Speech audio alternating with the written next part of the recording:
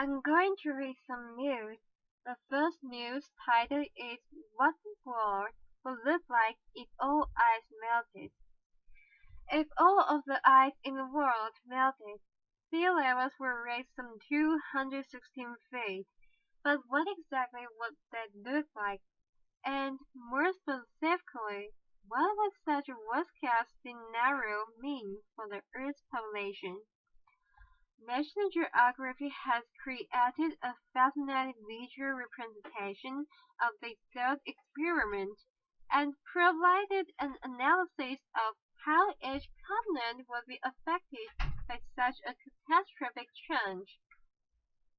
First off, this is not a blanket statement about climate change. As National Geographic notes, even scientists tracking the melting of ice around the world said it would take some 5,000 years for all the world's ice to melt. Still, it's interesting to look at exactly what would happen if the scenario was taken to its most extreme conclusion.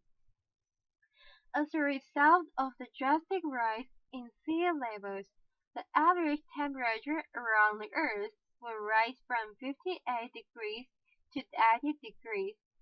In North America, the entire Atlantic seaboard will vanish beneath the waves, including Florida and the Gulf Coast. Much of California will be underwater. Millions of Americans will be permanently dislocated from their homes, to say nothing of the potentially multiple impact on natural wildlife. And again, this scenario is only based on current population figures. Who knows what the Earth will look like in 5,000 years and how many people will be living here? In South America, Buenos Aires, Costa Uruguay, and most of Paraguay will be submerged. Africa would technically be largely untouched, but much of it will become inhabitable because of their increased temperature. In Egypt, Alexandria and Cairo will be swamped by flooding waters from the Mediterranean. Many of Europe's greatest landmarks will be destroyed. London will disappear, Venice gone, the Netherlands and most of Denmark will also be entirely underwater. In Asia, National Geographic says land currently inhabited by 600 million Chinese would be underwater, as would all of Bangladesh and coastal India. As for Australia, they would gain a new sea in the center of the continent, but lose the coastal strip where more than 80% of the population lives, and Antarctica, virtually unrecognizable. After all, that's where the vast majority of the Earth's ice resides today. The Environmental Protection Agency says that overall ice reduction will depend on several factors, including the rate at which levels of greenhouse gas concentrations in our atmosphere continue to increase, how strongly features of the climate respond to the expected increase in greenhouse gas concentrations, and natural influences on climate, and natural processes within the climate system. The next news title is Homeless Man Found in Park Hotel Presidential Suite. A homeless man has gone from the proverbial penthouse to the big house after he was found sleeping in the presidential suite at one of Pittsburgh's one-kids hotels. Jeffrey Lennon Watson, 48, told police he was from Los Angeles and was passing through the city to return to California. but he was nabbed by security at the only William Penn Hotel on Tuesday night. Police spokeswoman Diane Ritra said Wednesday.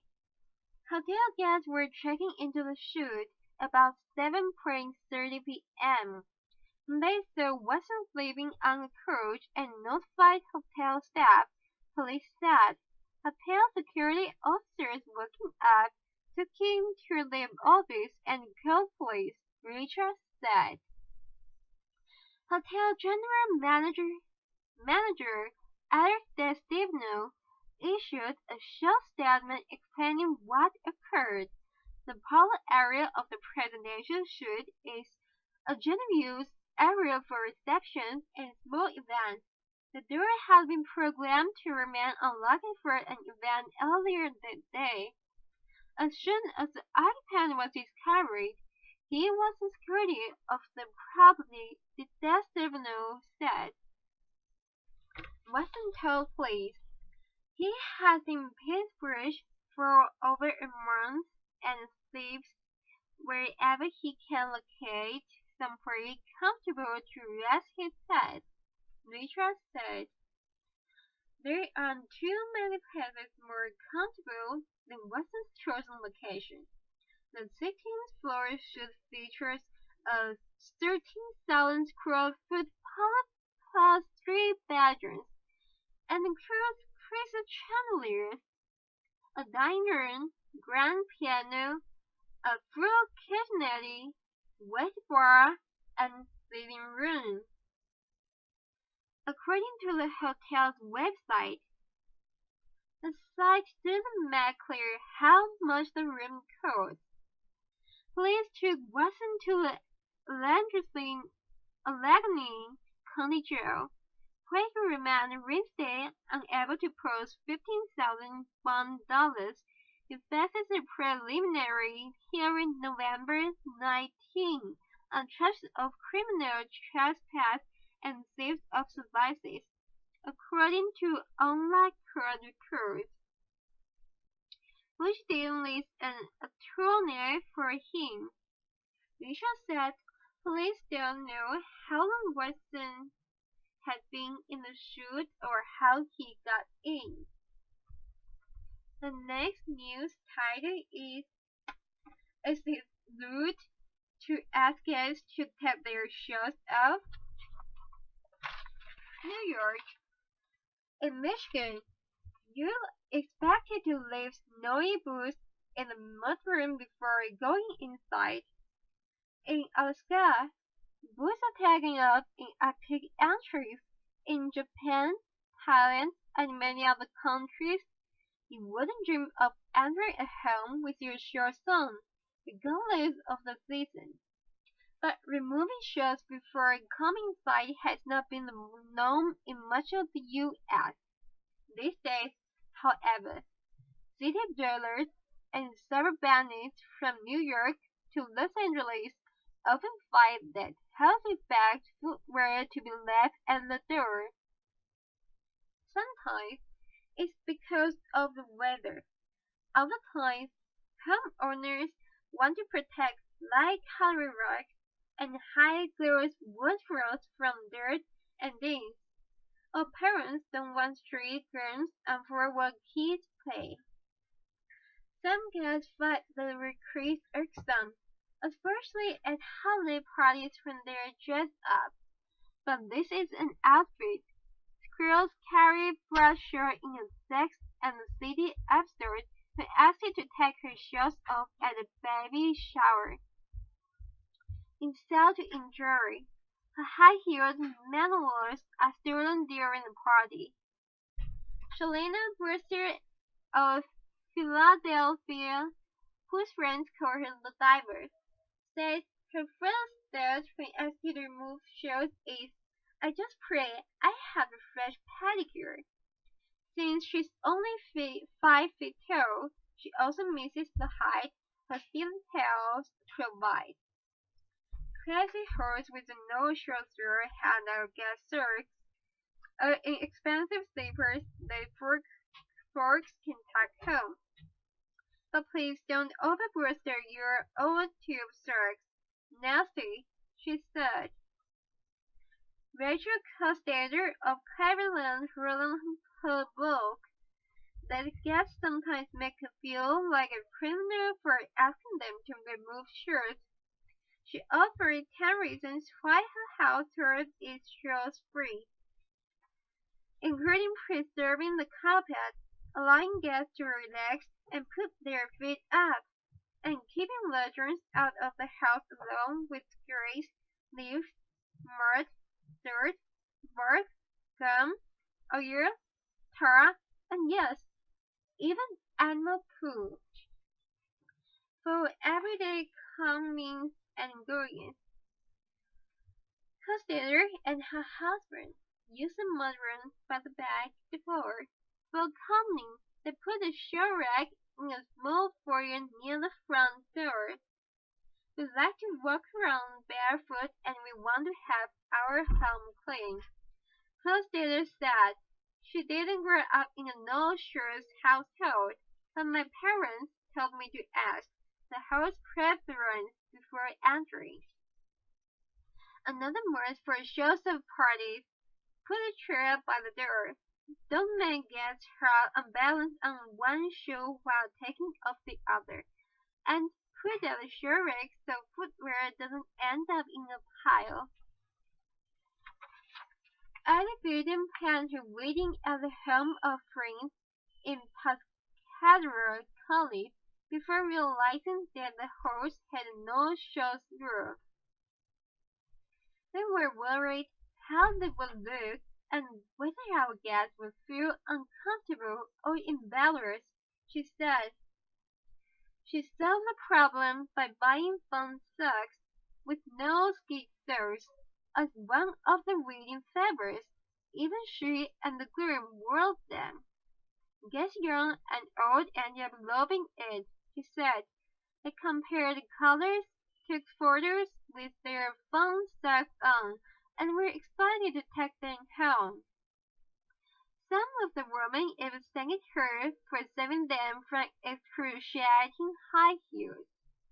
But the poor shoes crowd didn't buy the no-shoes reasoning.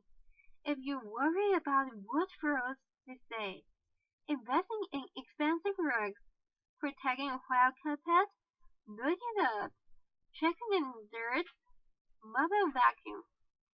It is the height of tacky to invite guests to your home and then require that they remove anything more than outdoor attire, said Shirley R.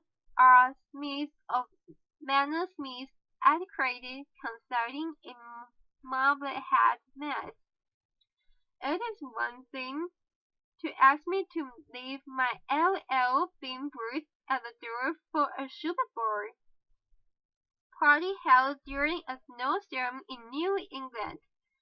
It is another to ask me to remove my heels at a cocktail party when everyone is dressed in shoes and dresses. If you must ban shoes, says Smith, the invitation should say no. Guests should not be surprised by your request, she said. Imagine the multiplication of a guest whose socks have holes. Jessica Life of Los Angeles says she is disgusted when people want me to take my shoes off in their home. Okay, I get it for upstairs areas or bedrooms or even if you're Japanese. But if you're my American friend who just wants a clean floor, forget about it. It's a power play and no, you don't get to undress me. My shoes are there, she added, to keep me comfortable, cute, and free of your foot fungus. The next news I'm going to read is try not to close schools, stop outdoor activities during heavy smoke. Beijing. Chinese cities should close schools, cut working hours, and stop outdoor activities during the more severe spells of air pollution. The Ministry of Environmental Protection said on Wednesday, every possible compulsory measure must be taken to curb emissions during the heavy smoke, which has a serious impact on health. The ministry said, including suspending factory production and imposing traffic restrictions. The ministry guidelines, issued in a circular, come as China grapples with frequent trucking smoke in its big cities, a consequence of years of breakneck economic growth that has fueled public anger.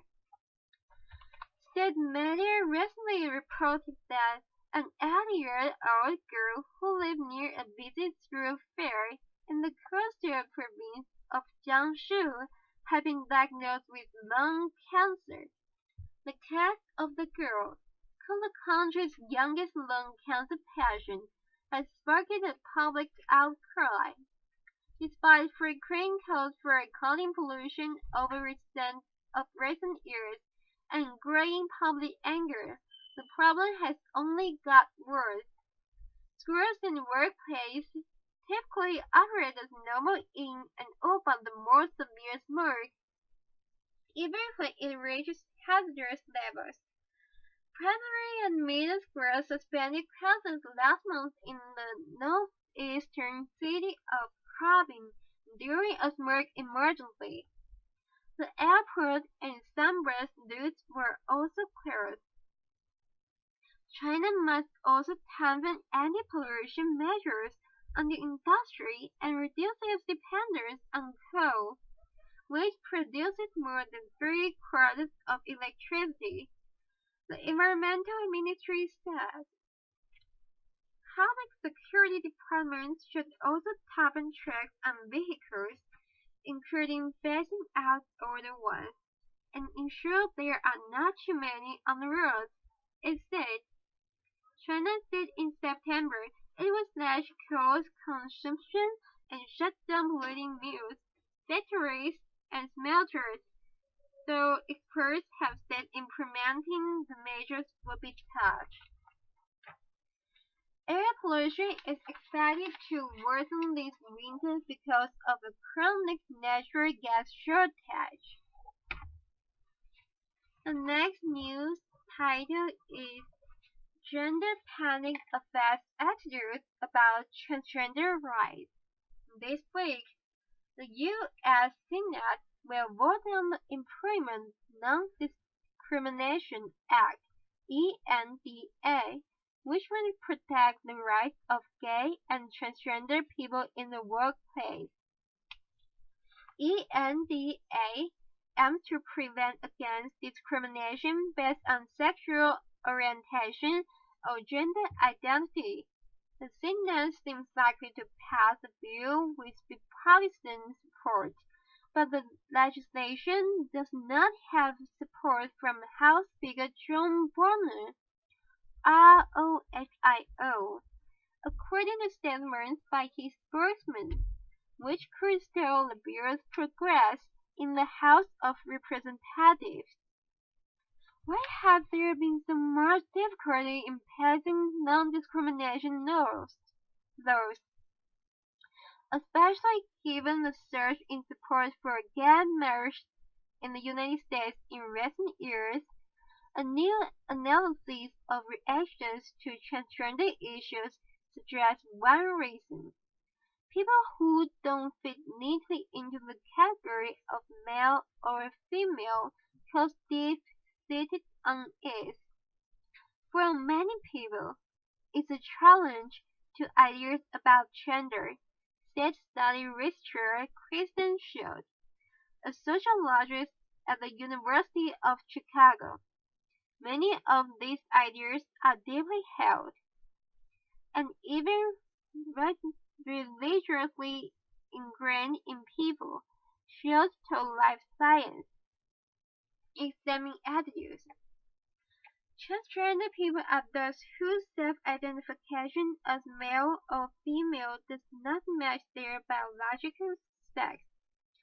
These feelings of mismatch often start when a person is very young, and societal disapproval frequently leads to depression and other mental health problems. Research has shown this issue of transgender rights has emerged in the wake of increasing public acceptance of gay and lesbian rights. But policies about transgender people often hit problems related to defining gender. Schultz and her colleague Laura Weisberg, a sociologist at Grand Valley State University in Michigan, reported on late September 24 in the journal Gender and Society. Schultz and Weisberg analyzed news stories about three transgender police cases. The attempted passage of transgender rights bills in New Hampshire, Massachusetts, and at the federal level, an attempt to change New York City birth certificate requirements so that transgender people could alter their legal gender without undergoing gender surgery, and policies surrounding who can participate in gender-segregated sports. The researchers examined arguments for and against these policies, noting beliefs about what makes a person a man or a woman, rationales for excluding transgender people from sports and other activities, and the types of spaces. For instance, the office or locker room. People stated whether gender segregated or not. Biology versus identity. The researchers found that, overall, people identify gender by two broad criteria: how a person self-identifies and that person's biology. Biology can mean that people identify a person's gender by whatever his or her sex chromosomes say. XX for women, or XY for men. But more often, biological gender is identified by genital. In non-gender spaces, such as the workplace, people are fairly willing to take a transgender person at their word. Schultz and Weisberg found if someone identifies as male, for instance, that's enough. But when spaces are gender segregated, such as bathrooms or locker rooms, definitions get dicey. That's when people tend to revert to genitals as the true marker of one's sex. For example, in 2006, a bill introduced in New York City proposed that people be allowed to change their gender on their birth certificates if they'd been living as that gender for at least 2 years and had the documentation from medical professionals that they intended the change to be permanent. There was no requirement for genital surgery, sometimes called gender reassignment surgery. The lack of surgical requirement eventually scarcelated and the proposal by setting up what Schultz and Weisberg call a gender panic. People might be able to cope with a man becoming a woman, but a woman with the panic doesn't fit into the typical conception of male or female. Those attitudes are problematic for transgender people, Schultz said. Many people don't want to, or can't afford to, have genital surgery, she said. Surgery requirements eradicate a lot of the potential benefits of these bills. And it also puts demands on people about what they have to do with their bodies. Women are weak. Notably, gender panic arises over biological men gaining access to female species, not the other way around. Not as many people are bothered by a biological woman who has transitioned to living as a man. In the guy's locker room, Shields said, so their argument against non-discrimination policies focuses instead on trans women, biological men who have transitioned to living as women, in women's bathrooms, locker rooms, and other gender-segregated places. Opponents argue that trans women who are born biologically male are a danger to other women, Shields said. Alternatively, they argue that men will pretend to be transgender in order to prey on women and children in bathrooms and other safe spaces. It's very difficult to counter this kind of fear argument, Shields said. Women are thought of as being vulnerable to predators and are often told from an early age to protect themselves from potential rapists, she said. Similar ideas of women as weak show up in sport policies, which more strictly regulate trans women's participation in women's sports than trans men's participation in men's sports, the registrars found. The takeaway message, Shields said, is that advocates for transgender rights should watch out for requirements about surgery. Let only trans people with the money and decide to reshape their genitals and are protected. People make different choices about their bodies, she said. The next news title is Britain lays on the pump for ex-Korean president, London.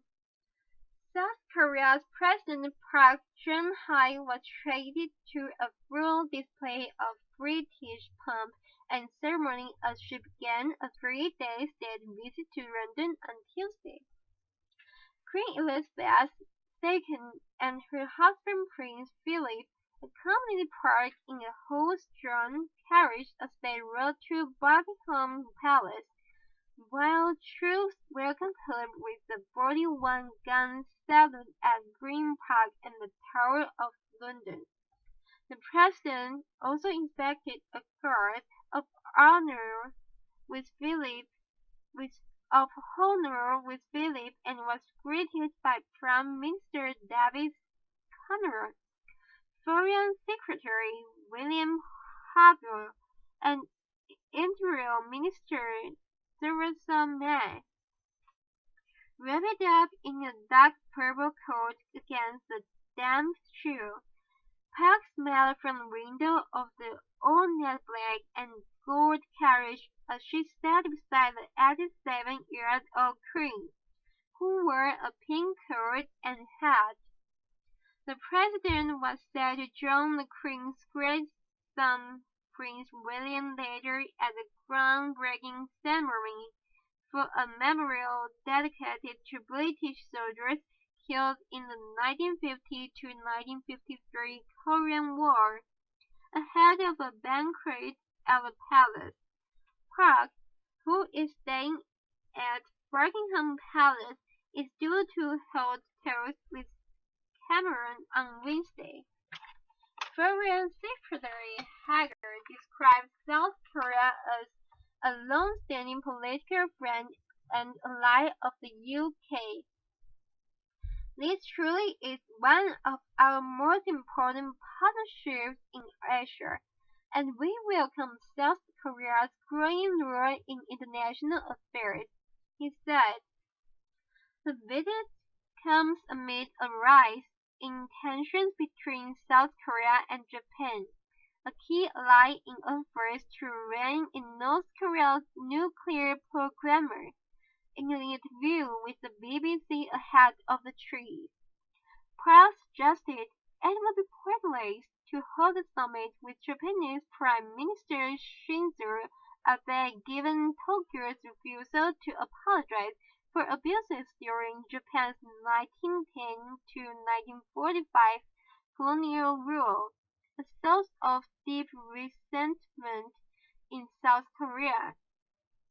The strain in relations is especially problematic at a time when the international community is struggling to build a consensus on dealing with the nuclear ambitions of North Korea.